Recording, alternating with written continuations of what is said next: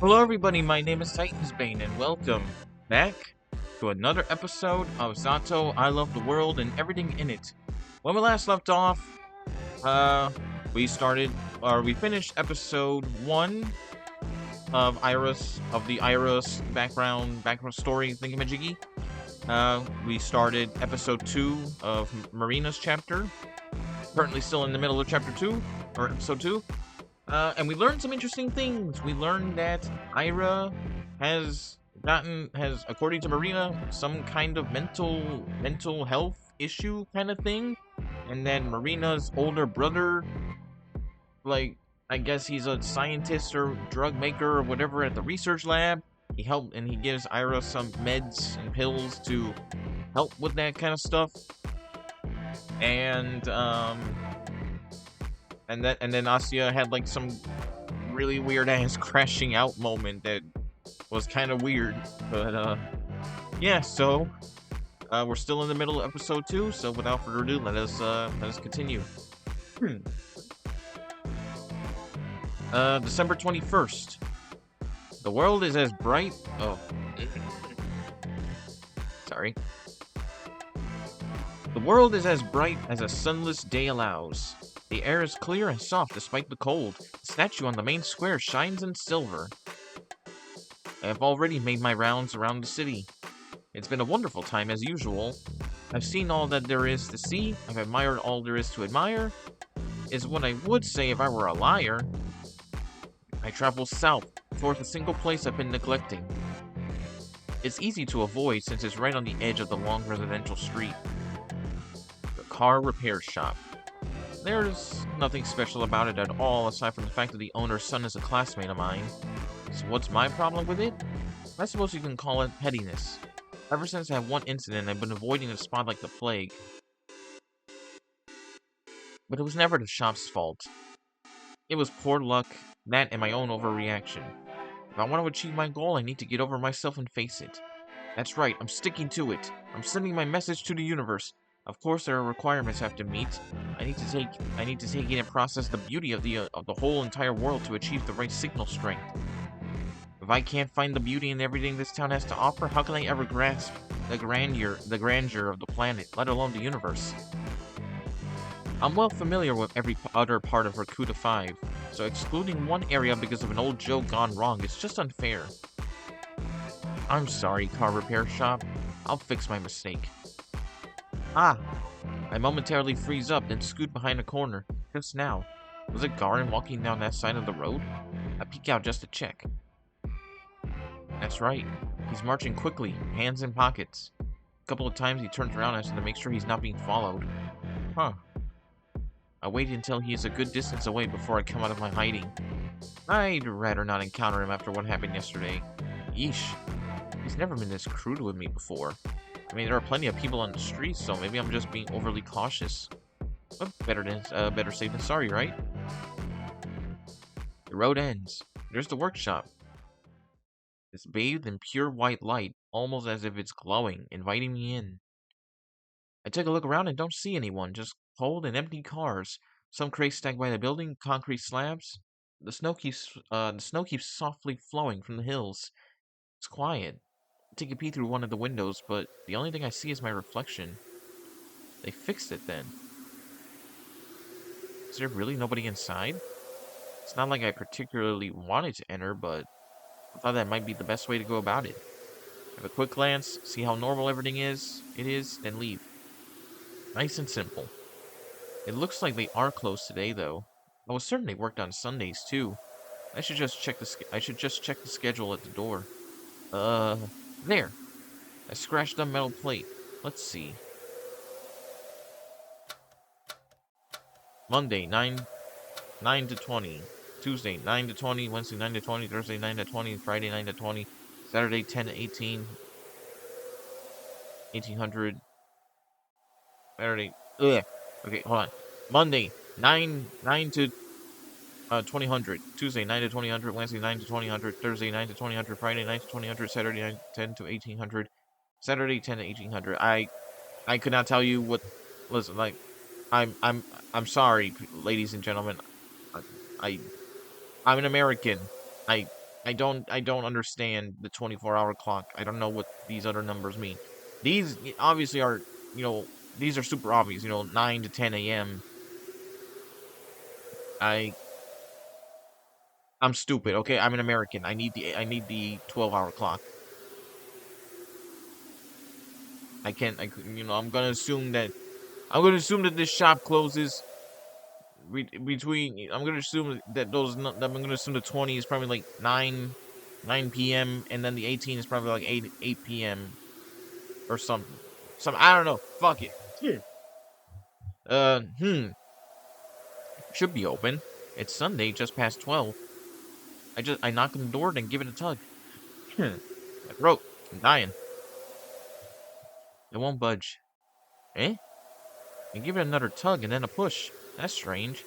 Maybe it's not the time yet. But when, if not today? Would the universe really hold me back like that? No.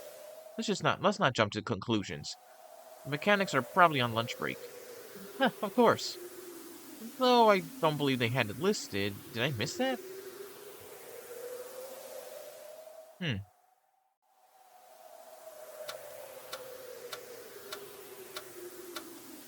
It's the same time, Asia.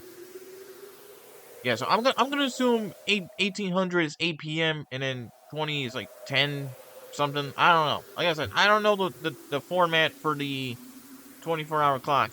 I'm sorry. I'm stupid. I'm an American. No lunch break. So it's not me being inattentive. Then why? Oh, maybe it's some sort of holiday today? I'm bad at keeping track of things like that. Still, shouldn't there be a notice or wait? Hmm. I look over the metal plate again. Eh? Okay, now you're just making shit up because there's no way in hell that you misread that. Huh? Oh, see, I think you're going fucking crazy. Wait. Okay. That doesn't seem like what? I rub my eyes and blink intensely. Did I not get enough sleep? I'm just not seeing straight. I shouldn't have rest so much before I went to bed. I need to focus. Focus, focus, focus. Okay.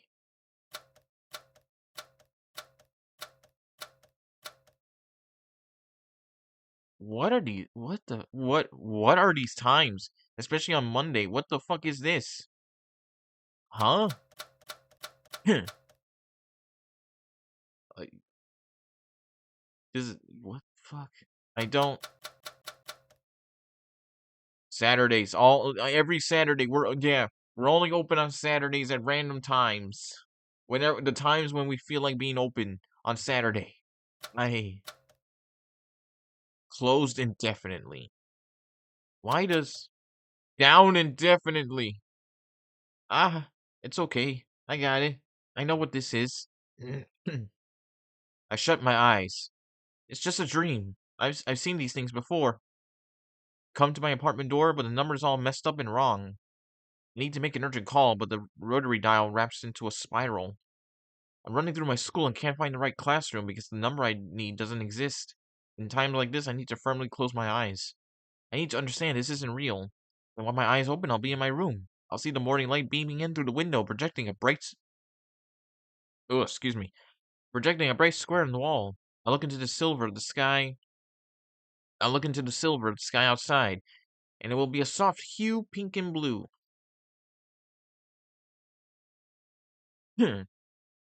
Okay. So, so Ozzy is just crazy. I open. Thought it was locked. It just magically opened.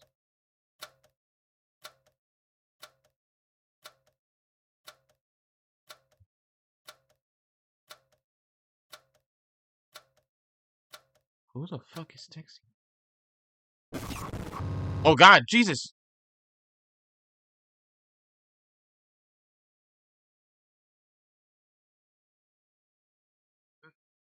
Okay. Wasn't expecting a jump scare. I was trying to see who the hell was texting me. All of a sudden, game freaked the fuck out. Okay. Ah, I see. That's what it is. Oh my God. What the fuck is going on?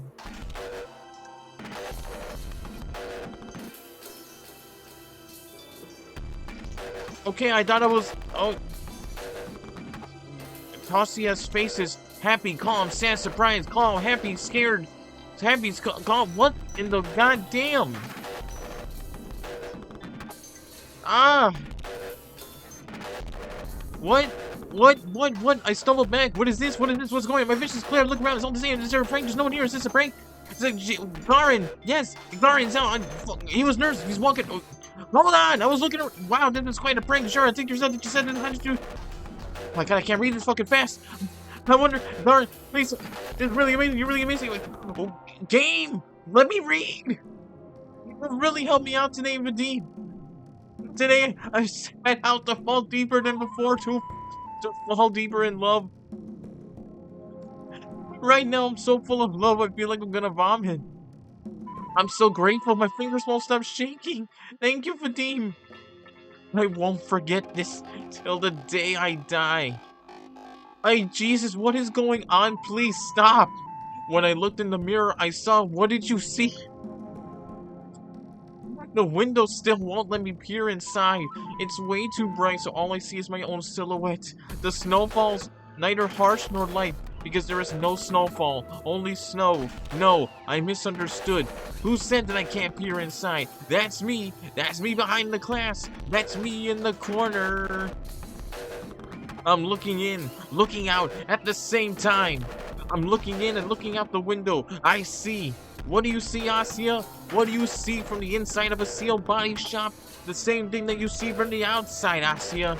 The same blue sky, the same infinity, the same unfashionable coat. Oh, what was that? That's Jam Signal C. Are we done? Are we done with the fucking random horror segment? I need a second. Hold on. Holy shit.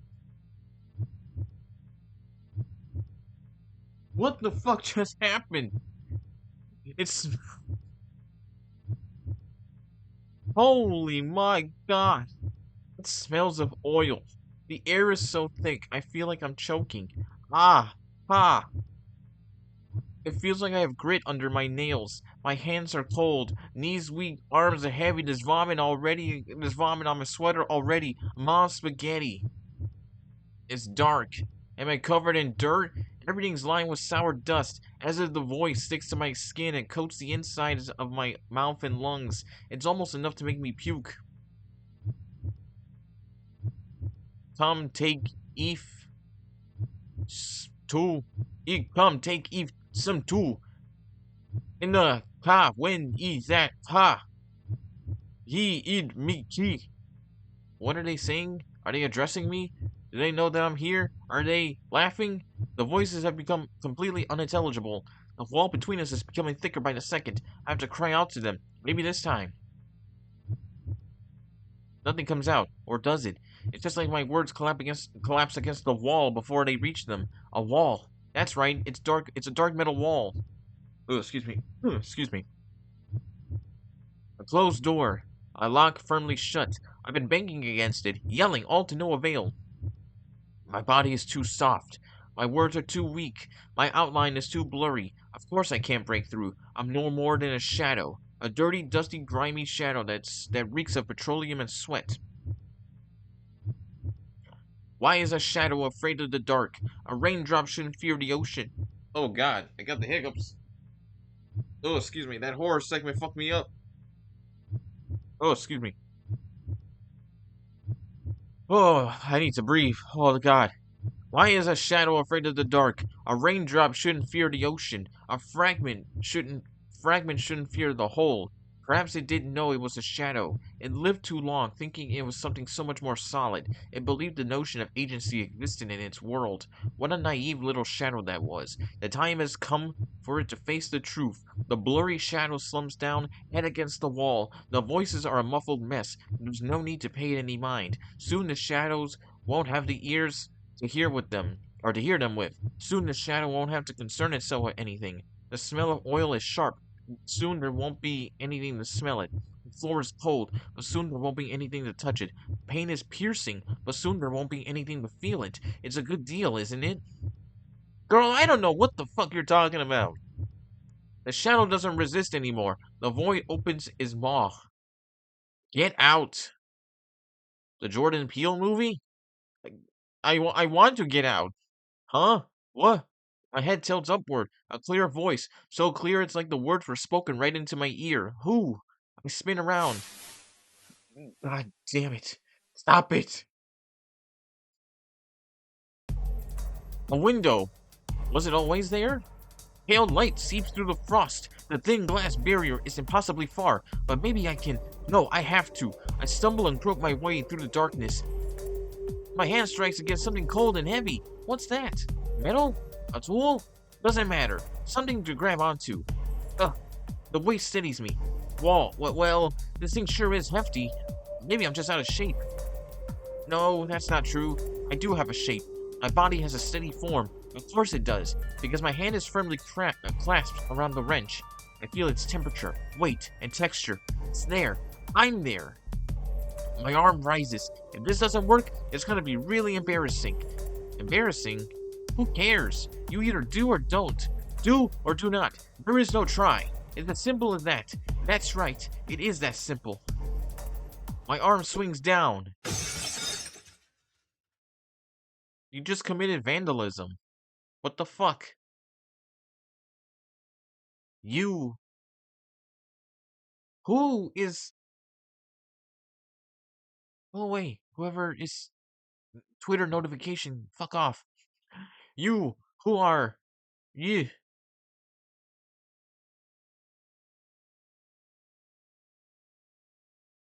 Us? Sia.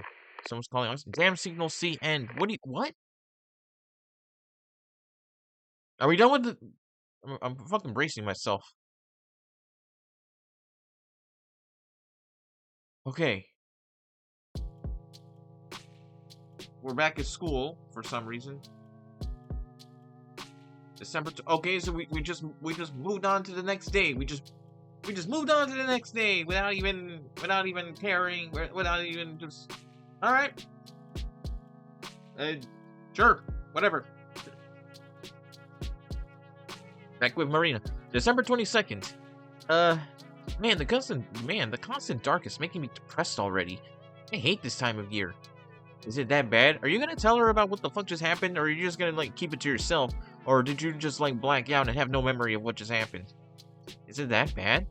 Not like there's no light at all. You call that light? It's dingy mist all afternoon. I feel like I got shoved into a smokestack. Can you go crazy from vitamin D deficiency? Well, considering that I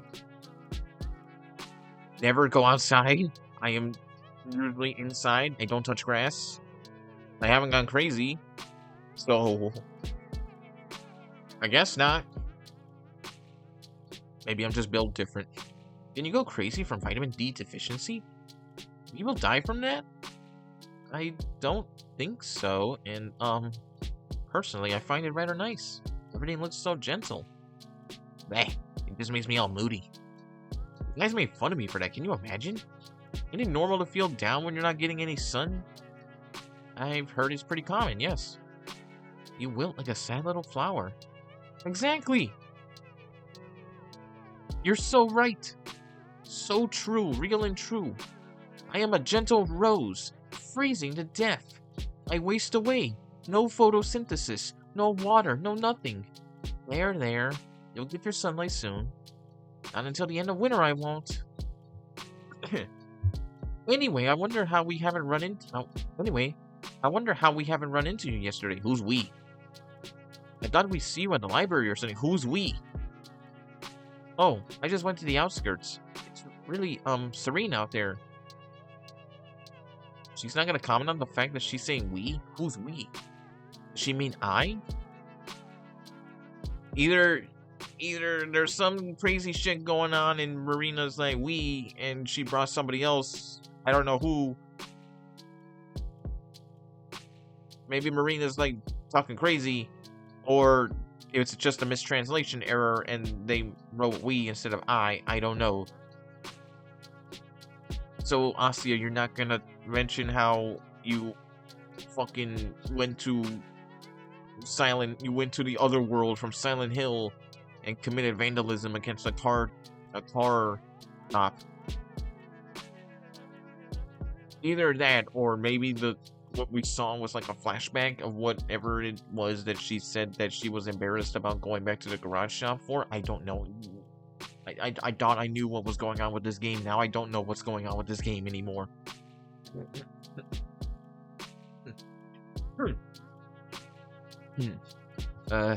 Serene, you say? Yes. It is a little dim right now, but it's very beautiful too. Oh. I never thought of going there this time of year. It's too cold for walks, you know. Yeah, I understand. But hey, maybe I'm missing something. Like, season's charm and all. Eh? Well, maybe I'll tag along sometime. Could use a change of scenery. Huh? That would be great. Please do, whenever. Yay! Then count me in. You know, our recent hangouts have been kind of sucky. Oh. Not with you, with my friends. So we're not friends? Damn, Marina. Some of them have these stupid curfews now. Half of us have to be home by 7. 7? Can you believe that? Oh, wow. Right now. Parents are worried because of Ira being gone. I mean, I get it, but it's been 4 days. Yeah. No news on your end, I figure. Nothing. Marina's face darkens. She sighs. The adults organized a search party this weekend. Maybe you've heard? No. My dad was home. Mom, too. I see. Well, my brother went. And? She shakes her head. As expected. If search party found anything, it would already be the talk of the town. It's comforting in a way. They found Ira's body after so long. No, I'd rather not think about that. You know what I've been thinking? That she left the city? No. She has to be at someone's place. Of course, this possibility has also crossed my mind. But all the arguments in his favor sounded either too morbid or far-fetched. Do you mean she was kidnapped? I don't know. She could be staying on her own accord. Where would that be? I can't think of anyone that I would trust that much. Well, there's the 2 of us for starters. Huh? We're the last 2 people that saw her, right? Who's to say one of us ain't guilty? But we weren't even that close. And Ira, she's not in my apartment. How do I know if you're telling the truth? Marina, I don't like this joke. Sorry. I'm just speaking from the point of view of the investigation. Ask me the same thing, I'll probably stumble the same way. The only means to prove my innocence would be a house search. I kinda have a theory of what might be going on. You do? Yep. It's more of a hunch, but the more I think about it... Marina looks around. I don't like whispering about stuff like this at school, though. You know what? How about I call you later? Oh. Like, in the evening? Yeah. Can I have your number? Yes, of course. I pulled out a scrap of paper and scratched the digits into it with a dull pencil. Thanks. I have some plans before it, so I'll dial as soon as I'm back. It'll be too late with everyone getting dragged home at baby hours. Does 8 sound good? Sure. I'm going to the library anyway. Have fun out there. I'll sure as hell try. You have an, enriching experience. I will, thanks. Marina runs off. Man, I'll have to wait until evening to find out. I wanted to wind down a little after school, but now I'll be all restless. Well, maybe not. I haven't visited the library in a long while. Maybe that's why I've been so stressed in the past months. It's always nice and quiet there. I'm sure it'll help me relax. I'll make my way back to class. Hey, Shabina. Hey. Did we have no homework? Your notebook's empty. Oh, no, we did. I'm pretty sure. Well, where is it? Nowhere. I didn't do it. Surprised hum rolls through their whole group. That's okay, I'm also a little shocked. Oh, is someone getting rebellious? No, it just slipped my mind. Ah, classic. Right. Taking some time off for yourself is great and all, but you gotta come up with a better excuse. Serious though. Really? Yes. Well, You know, that's good. It would be pretty selfish of you it would be pretty selfish of you to start ditching homework altogether. Huh? We all rely on you, you know. Yeah, you're the best. You're so smart. What would we do without you? Hear that?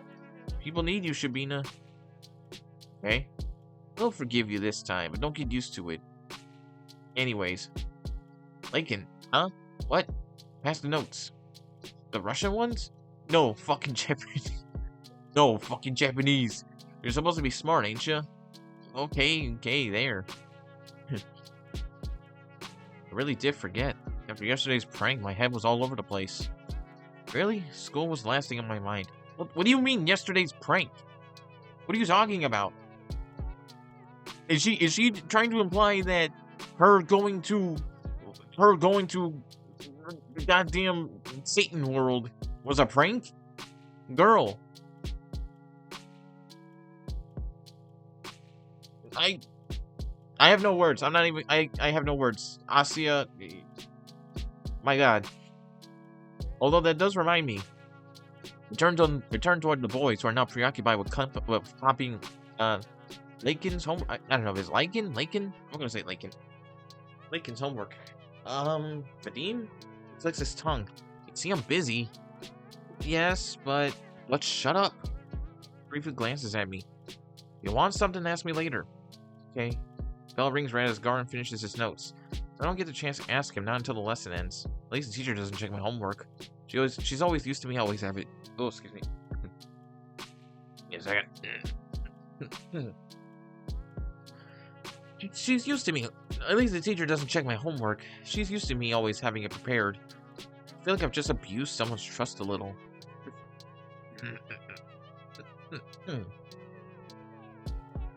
After the lesson is done, I catch up to Garin in the hallway. What? I wanted to ask you about yesterday. His face twitches. He looks back at his friends. What are you talking about? I saw you on the street, so... What's this about? It's whatever. You go on ahead, guys. Alright, see ya. Garin turns towards me, and before I can understand what's going on, I feel my side hit in the wall. Ow! Oh, Jesus. The fuck did you see? He dragged me, no more like threw me behind the nearest corner. What the fuck did you see, Shabina? What do you want? I saw you walking from there, so I know. I know you did that. The prank. What? The prank at the car repair. I just wanted to know how you managed to do that. And also how you knew. What? What prank? What are you on about?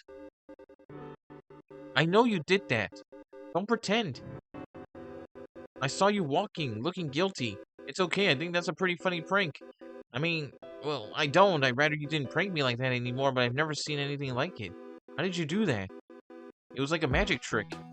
Magic? The hell? Shabina, are you high? The hell did you think I did? Change the schedule. The one on the door of the car repair shop. I saw it. Why would I do that? Come on, Vadim. I know it's just one of your jokes. If you don't want me to, I won't tell anyone. It's just that it's pretty obvious.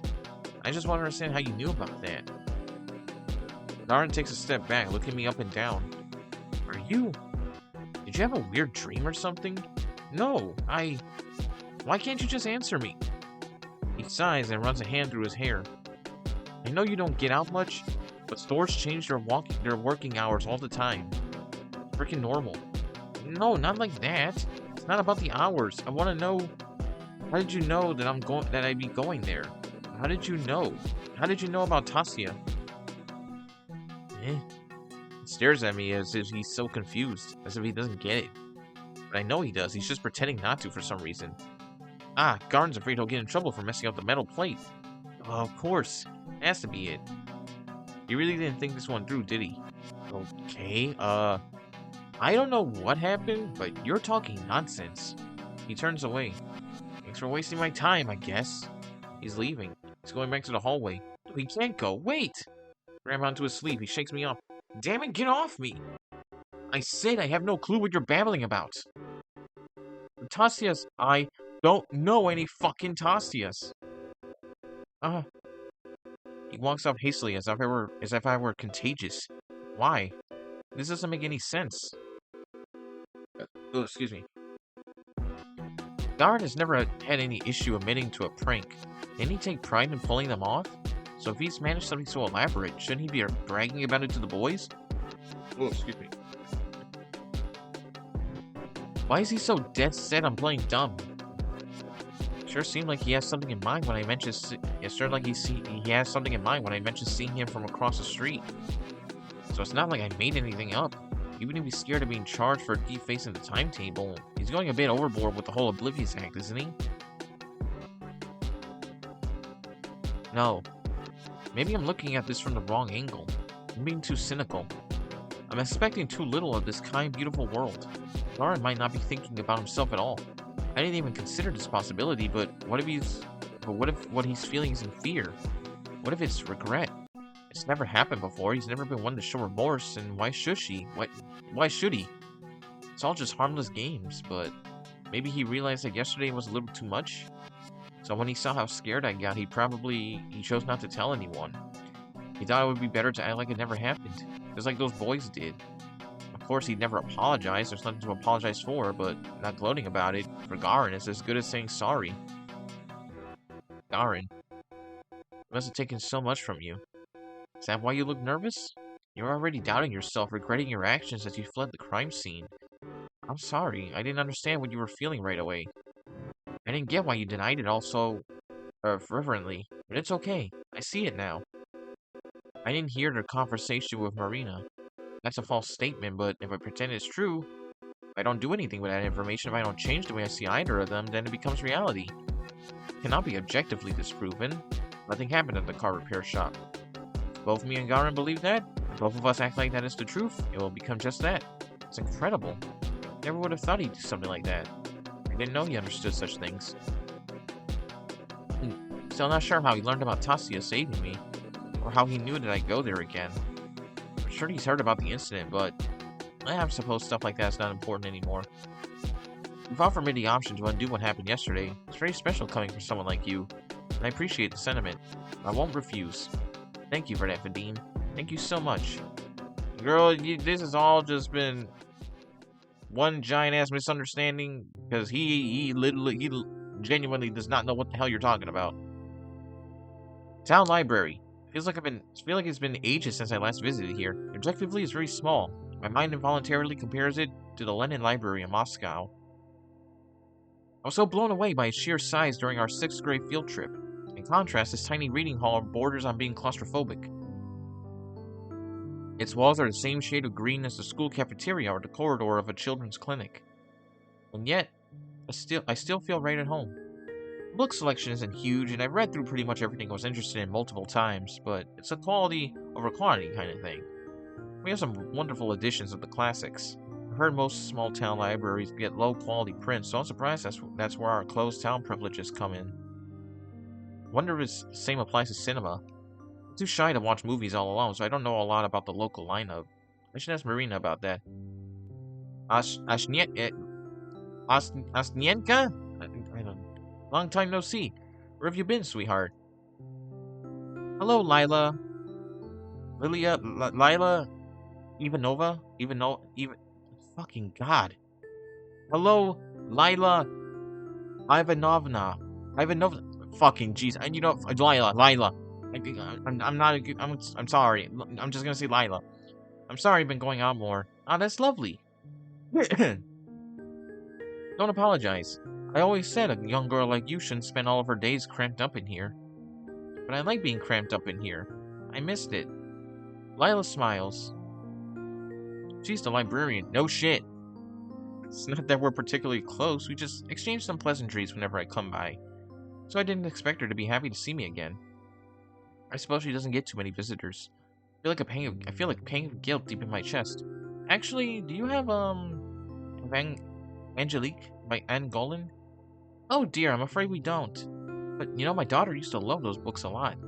I'll ask if I could lend you a few volumes. Oh, you don't have to. Please, it's no trouble at all. You're a sweet girl, I'm sure she won't mind. Thank you so much. Of course. Ah, gee, now I feel even worse for not stopping by. Next time I'll bring Lila a box of chocolates. I browse the shelves. It's a bit of a shame I can't see what Angelique's all about, but I'm not really in the mood for something like that, if I'm being honest. I want to read something familiar. Something easy. Something like 100 Years Ahead by Kier Muljeff? Perfect. Sit in my usual spot. It's probably embarrassing to read children's books at my age. I don't want anything heavy today. I don't want anything sad. I've read this one so many times before. If I were caught by Nazis and the only way to live was to recite a passage from this book, I'd probably survive. Jesus Christ, what kind of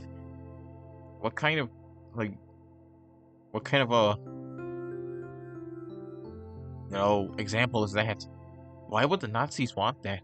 Listen, it's a hypothetical situation. Oh right, there was this adaptation made last year. Everyone really liked it. I thought it was okay. I mean, it wasn't bad. I'm glad more people saw the story, but that's not how I imagined the stuff from the book at all. Ugh, and another annoying thing, now I just keep imagining the movie version as I read. Crap. Ugh. I need to keep the way I've always pictured it in mind. I need to really focus. My concentration increases with each flip of the page. I need to keep the futuristic tech in mind. I need to keep the future world in mind. I need to keep the present world in mind. I need to keep the aliens at what? I need to keep the aliens in mind. I need to keep the Melio phone in mind. I need to keep everyone's face in mind. I need to keep Verder's face in mind. I need to keep Julia's face in mind. I need to keep Alice's face in mind. I need to keep Tosia's face in mind. I need to keep her face in mind. Keep it in mind. Keep it in mind. Keep it in mind. Gah! This isn't helping me relax at all. I started the book and slumped down at the table. Maybe it wasn't a good idea to read this. I wanted something I wouldn't need to think too hard about. Well, it's no biggie. The kids section has plenty of other stuff. I get up and go to grab something else. Oh, excuse me, a fairy tale will do. Excuse me. Orozco? This is a really good edition. Something about it always fascinated me in a way I found hard to place. Perhaps it was the tone. The folk version had a more morbid ending compared to the published story. That's how it often is with fairy tales. But this retelling, something about it has always felt off to me, even when I read through it as a little kid. It felt like the text was covering up something I shouldn't see. Are you warm, my lass? I am, Morosco. Mashenka responded, shivering. Morosco leaned in lower, tracking and clicking. I really think children like being scared. Even when there's no reason to, they'll try their hardest to come up with one. You can stare at a beautiful book illustration and refuse to trust it. You can read a short and sweet cautionary tale and imagine something horrific. Are you warm, my lass? Are you warm, my beauty? I am, Morosco. Mashenka responded, teeth chattering from the cold. The frost grew stronger. The girl's cheeks burned bright red. She breathed white mist. Her fingers barely moved. Were we all thrill seekers as children? Maybe it's a simple survival instinct. Always prepare yourself for the worst. Always imagine a scary face staring from the dark. Always think twice about what hides behind a smile. Are you warm, my lass? Are you warm, my beauty? Are you warm, my dear? Oh, so warm, Morosco, the girl responded, her voice growing silent. No, that doesn't sound right. What a depressing life it would be if we always had to scare ourselves into experiencing its best moments. At least I'm not like that anymore. I don't imagine scary things when there are none. Because I know the world better than that. I know there is a way to love. There is more to love than there is to despise or fear. It's not some impulsive, emotional choice. No, it's the only rational conclusion to everything. Then Morosco took pity on the girl. He wrapped Mashenka in a heavy fur coat, covered her in a blanket of snow, and warmed her up. Right. And flipping through one stunning picture to another. This is far more enjoyable than the original. Folktale is predictable. It's so simple and crude, it's underwhelming. The good girl respects the rules of the ritual and lives. The bad girl breaks the rules and rides back to her mother as a frozen corpse.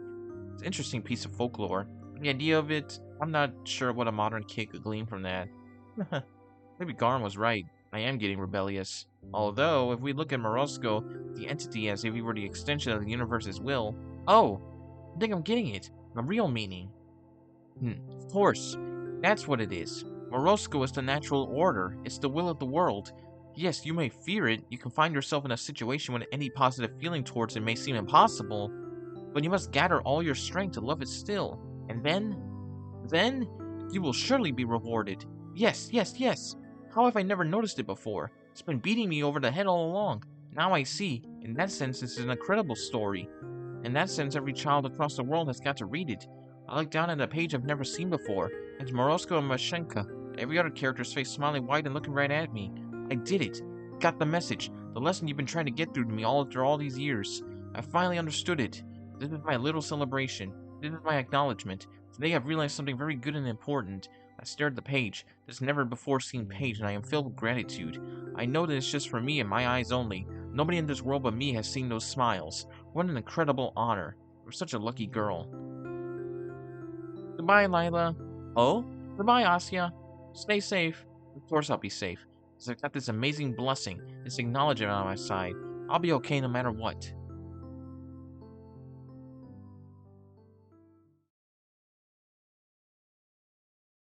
Oh, God. Oh, I'm guessing this is Maria calling.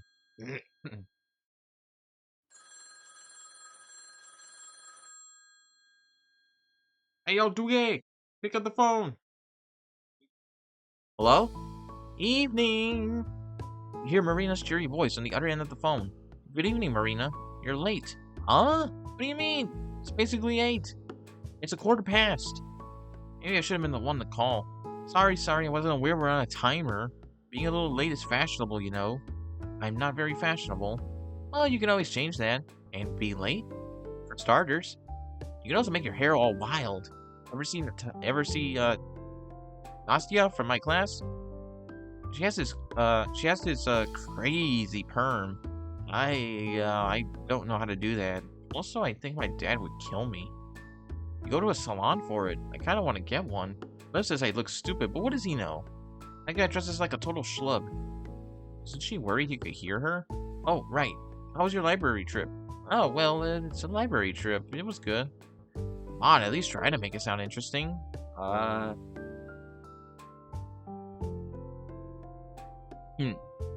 Well, I'm kidding. You don't have to. It was enlightening.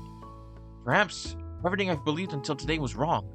But the me you're speaking to right now is a much wiser and braver person than before.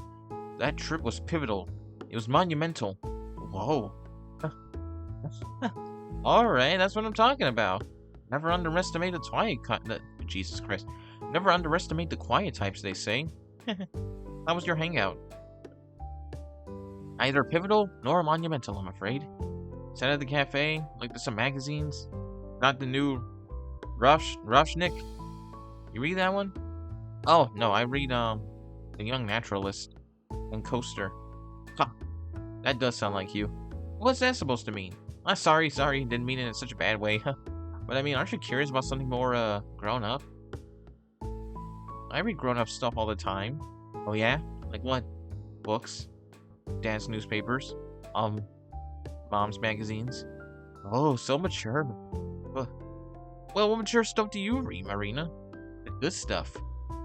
Rosnik, Workshift, Robotnica, Fashion of the Socialist Republics.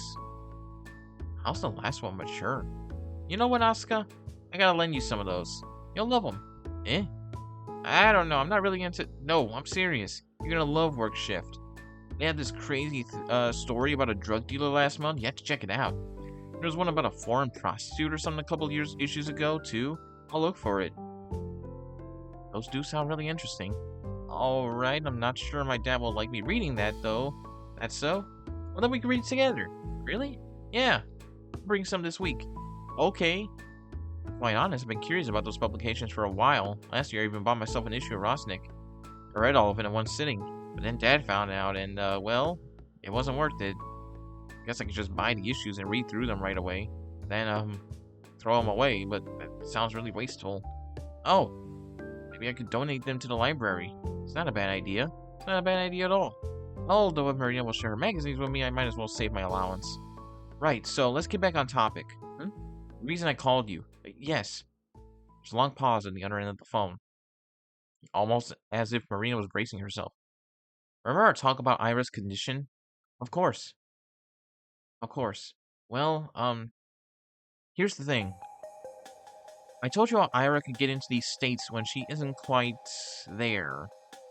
Usually she could snap out of those. It took some time, maybe a couple of minutes, maybe even hours. But she got over it. And as time went on, it grew more and more difficult. The treatment helped.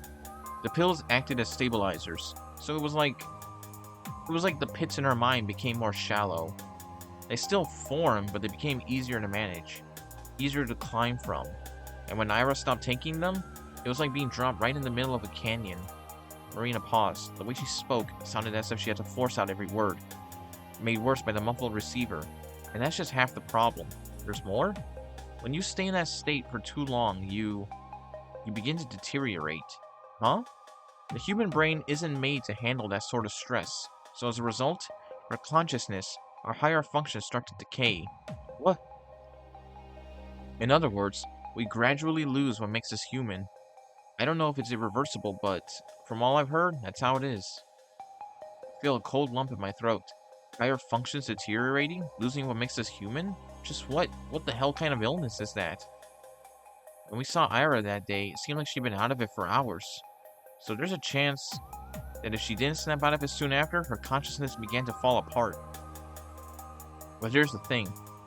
She couldn't have run off in such a state. Finding a place to hide would also be extremely difficult. She wouldn't be capable of coming up with a covert hiding spot. At least not anything that multiple search parties would manage to overlook. So what do you think she did? She went home. Eh? You know how walking home can kind of feel like autopilot? It's not something you need to actively think about. So even if Ira became completely dazed, it's very possible she still found her way home.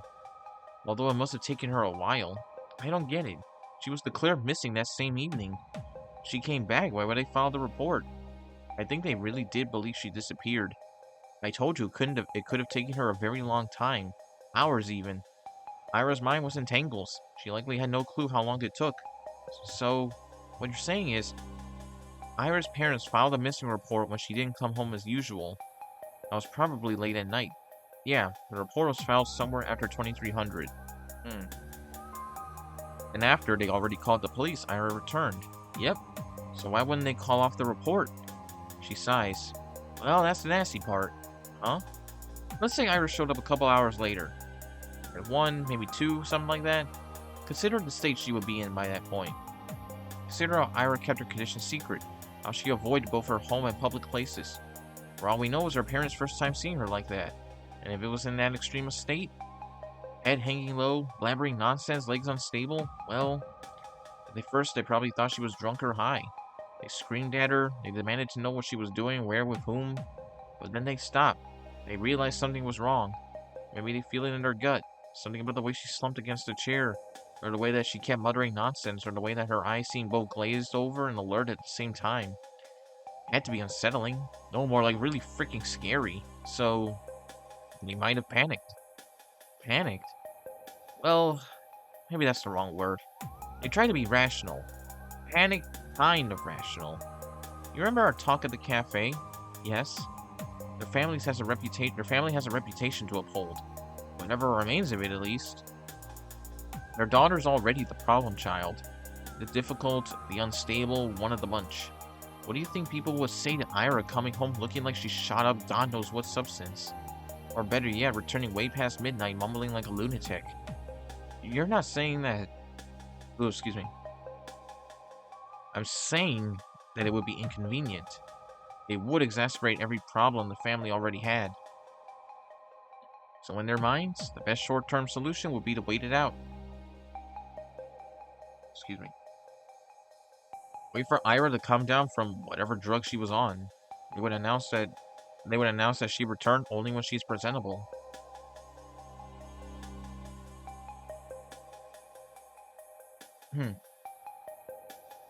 One second. They would announce that she returned only when she's presentable. But if she never came down, they probably thought she'd be okay by morning. But if not, well, then wouldn't they take Ira to the hospital? I doubt they would. They wouldn't want the public to see her in such a state. And Ira's mother is a nurse. She'd probably try to handle it by herself. Wouldn't they say that she was sick or something? I'd keep the report. She still came home under suspicious circumstances. Perhaps they thought it would be better to come up with something first. They thought they'd let her recover and then declare she's back. Look, before they knew it, a couple of days had already passed, and calling off a report like that so quick also would be pretty embarrassing, you know? That's still... This all sounds a little far-fetched, but also, I can't deny the possibility. I don't know Ira's parents personally, but even I'm aware of how dire their reputation is. Would they really go this far to protect it? People really capable of things like that? Crap. Crap indeed. But if everything is as you said it is, and Ira still hasn't come down, that means, yes, the condition is only getting worse. We have to do something. I look around. The TV is still playing in the living room. For a couple of seconds, I stare at the door, holding my breath. Marcia? You good there? Yes. Sorry. It's okay. I just need to be quieter. Oh, I see. But yeah, I agree. I've tried calling their place before, but it's either no response or one of her parents. So that's useless. I also thought we could ask Tolik, but we gotta skip school for that. Why? He goes to kindergarten. The only times that we could talk to him alone will be when the kids are let out to play. But that would overlap with our lessons. I can't really skip. That's fine. I can. Really? Sure. I will get a call, but it's no biggie. If you say so. Yeah, I'll go there. Still, there's no guarantee that asking him will work. So I'd like to go to Ira's place and see how things are with my own eyes. Yes, that would be smart. But I think it might work better if I'm not alone. You want me to tag along? If you don't mind. We can meet up after your classes end. You have how many lessons? 5. Okay, great. 12:30 at the gate then. You in? Of course I'm in. Awesome. And I'll see you there. Yes, see you. Wait. Can I write your number down as well? Oh, yeah, of course. I mark it down on the notepad I've been doodling in. Okay, got it. Now you can annoy my brother all you want. I never. I'm just joshing. Good night, Asya. Good night. Beep.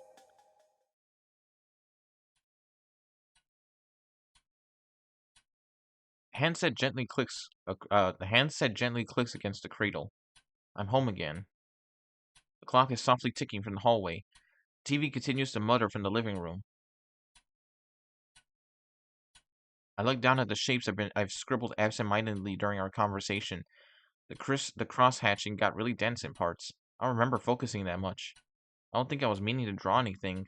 I don't think I was yet. When I look at this shape more closely, when I scan its dark blurry outline, my eyes glide over its hunchback, then down the wave of hair, then deeper closer towards where its face is meant to be. The shadows shrouding it are much too heavy. There's just one thing my mind can parse. 2 things. I smile as Ira's frightened eyes are locked with mine. I miss you. I really, really miss you.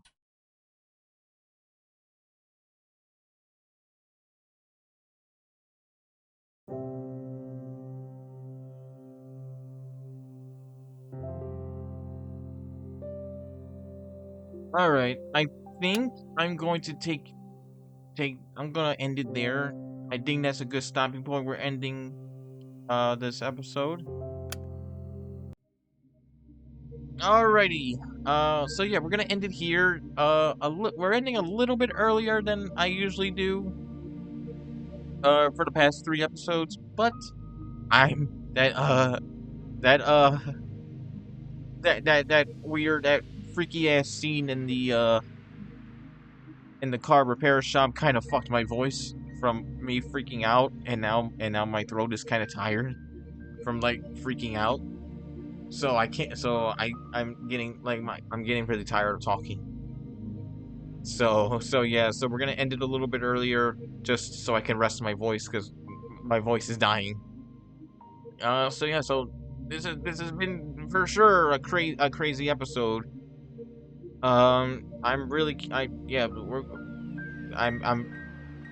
really invested in this, and I really want to see how this plays out. Still want to know what's going on with Vadim.